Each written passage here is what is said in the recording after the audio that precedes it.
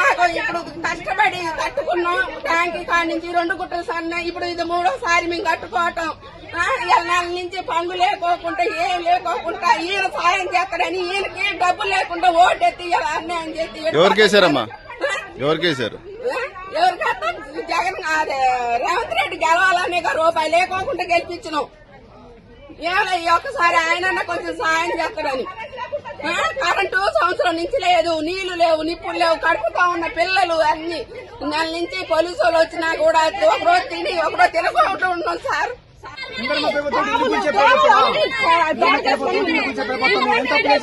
ముందుగా చెప్తా పక్కకు పోతుందా చెప్పి 8 సంవత్సరాల నుంచి వేసింది 8 సంవత్సరాల నుంచి ఉంటాను మాట చెప్పి బాబు మీ కాదు చెప్తాను.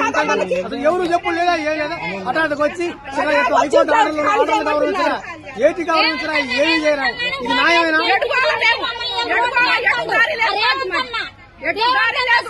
వీళ్ళందరూ అన్నా అని ఓటేయబట్టి ఓటేసి మిద్దెల మీద కూర్చోబెడితే పరిస్థితి వచ్చింది.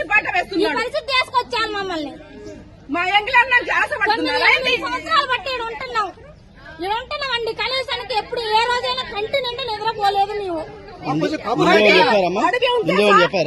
ఎవరు చెప్పలేదు.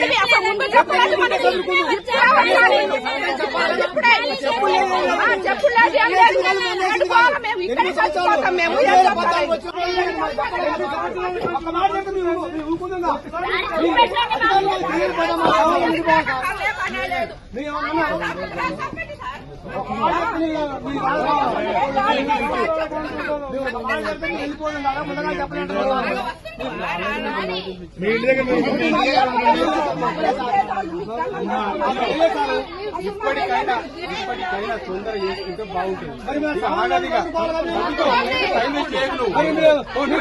వచ్చి దారి